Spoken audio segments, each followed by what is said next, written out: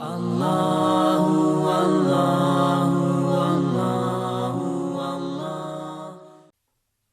سورہ حج کی آیت نمبر 23، سورہ حج کا تیسرا رکوع اور 17ویں پارے کا 10واں رکوع۔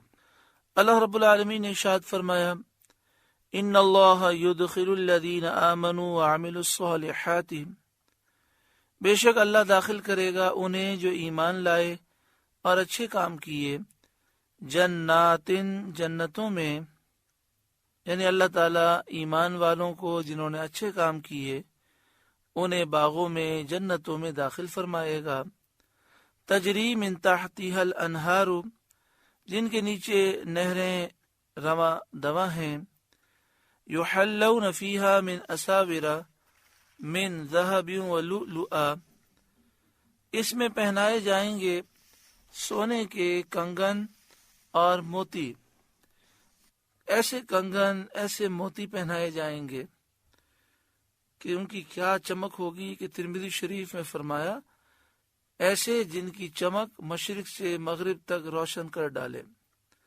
وَلِبَاسُهُمْ فِيهَا حَرِيرٌ، اور وہاں ان کی پوشاک، ان کا لباس ریشم ہے، جس کا پہننا دنیا میں مردوں کو حرام ہے۔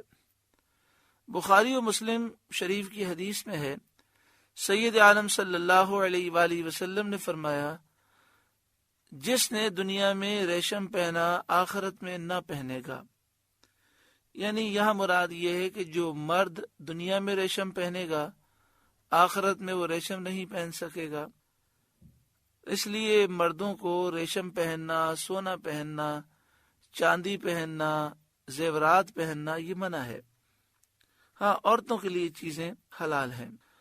وَهُدُوا إِلَى الطَّيِّبِ مِنَ الْقَوْلِ، اور انہیں پاکیزہ بات کی ہدایت کی گئی، یعنی دنیا میں پاکیزہ بات کی ہدایت کی گئی۔ پاکیزہ بات سے مراد کلمہ توحید ہے اور قرآن مجید فرقان حمید ہے۔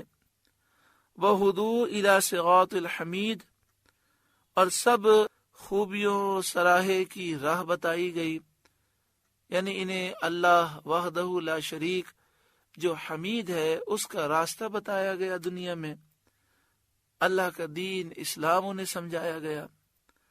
اللہ ان لوگوں میں ہمیں شامل فرمائے۔ ان الذین کفروا، بے شک وہ جنہوں نے کفر کیا، ویصدون عن سبیل اللہ، اور روکتے ہیں اللہ کی راہ سے، والمسجد الحرام، اور اس ادب والی مسجد سے۔ حرام کا یہاں مطلب ہے محترم، یعنی اللہ کی راہ سے روکتے ہیں، دین اسلام میں داخل ہونے سے روکتے ہیں، اس ادب والی مسجد سے روکتے ہیں، اس میں طواف سے روکتے ہیں، عبادت سے روکتے ہیں۔ یہ آیت سفیان بن حرب وغیرہ کفار کے بارے میں نازل ہوئی جنہوں نے سید عالم صلی اللہ علیہ وآلہ وسلم کو مکہ مکرمہ میں داخل ہونے سے روکا تھا۔ مسجد حرام سے یا خاص کعبہ معظمہ مراد ہے، جیسا کہ امام شافعی علیہ رحمہ فرماتے ہیں۔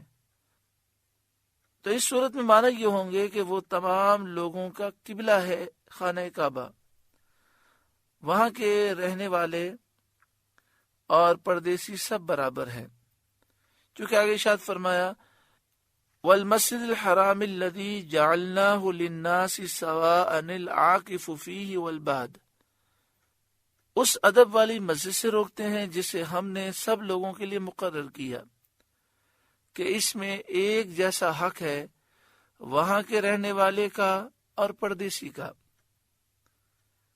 تو حضرت امام شافعی فرماتے ہیں کہ یہاں مسجد حرام سے مراد خانہ کعبہ ہے، کعبہ معظمہ ہے، یہ تمام لوگوں کا قبلہ ہے، وہاں کے رہنے والے اور باہر سے آنے والے سب برابر ہیں، سب کے لیے اس کی تعظیم، حرمت اور اس میں مناسک حج ادا کرنا یکساں ہے۔ طواف و نماز کی فضیلت میں شہری اور پردیسی کے درمیان کوئی فرق نہیں۔ حضرت امام اعظم ابو حنیفہ رضی اللہ تعالیٰ عنہ کے نزدیک یہاں مسجد حرام سے مکہ مکرمہ مراد ہے، یعنی پورا حرم شریف مراد ہے، حدود حرم۔ اس تقدیر پر معنی یہ ہوں گے کہ حرم شریف شہری اور پردیسی سب کے لیے یکساں ہے، اس میں رہنے اور ٹھہرنے کا سب کو حق ہے، بجز اس کے کہ کوئی کسی کو نکالے نہیں۔ اسی لیے امام صاحب مکہ مکرمہ کی زمینوں کی بیع اور اس کے کرائے کو منع فرماتے ہیں، جیسا کہ حدیث شریف میں ہے، سید عالم صلی اللہ علیہ وآلہ وسلم نے فرمایا، مکہ مکرمہ حرام ہے، اس کی زمینیں فروخت نہ کی جائیں۔ آگے شاید فرمایا، وَمَن يُرِدْ فِيهِ بِإِلْحَادٍ بِظُلْمٍ، اور جو اس میں کسی زیادتی کا ناحق ارادہ کرے، نُذِقْهُ مِنْ عَذَابٍ أَلِيمٍ، ہم اسے دردناک عذاب چکھائیں گے۔ ناحق زیادتی سے شرک اور بت پرستی مراد ہے۔ بعض مفسرین نے فرمایا کہ ناحق زیادتی سے ہر وہ گفتگو اور ہر وہ فعل مراد ہے جو ناجائز ہو، یہاں تک کہ مکہ مکرمہ کی حدود میں نوکر کو گالی دینا بھی ایک ایسا عمل ہے کہ جس سے پھر دردناک عذاب ملتا ہے۔ بعد نے کہا کہ اس سے مراد ہے حرم میں بغیر احرام کے داخل ہونا منع ہے، اور اسی طرح حرم میں جن چیزوں سے منع کیا گیا اس کا کرنا منع ہے، مثلا حرم میں شکار کرنا منع ہے، درخت کاٹنا منع ہے۔ حضرت عبداللہ بن عباس رضی اللہ تعالی عنہما نے فرمایا، مراد یہ ہے کہ جو تجھے قتل نہ کرے تو اسے قتل کرے، یا جو تجھ پر ظلم نہ کرے تو اس پر ظلم کرے۔ شان نزول یہ ہے کہ حضرت عبداللہ بن عباس رضی اللہ تعالی عنہما سے مروی ہے، نبی کریم صلی اللہ علیہ وآلہ وسلم نے ایک شخص عبداللہ کو 2 آدمیوں کے ساتھ بھیجا تھا، جن میں ایک مہاجر تھا، دوسرا انصاری۔ ان لوگوں نے اپنے خاندانی نسب پر فخر کیا، تو عبداللہ کو غصہ آیا، اس نے انصاری کو قتل کر دیا اور خود مرتد ہو گیا اور مکہ مکرمہ کی طرف بھاگ گیا۔ تو اس پر یہ آیت کریمہ نازل ہوئی۔ اللہ رب العالمین مقدس سرزمین کا ہر ایک کو ادب نصیب فرمائے اور بار بار اپنے فضل و کرم سے حاضری نصیب فرمائے۔ اللہ اللہ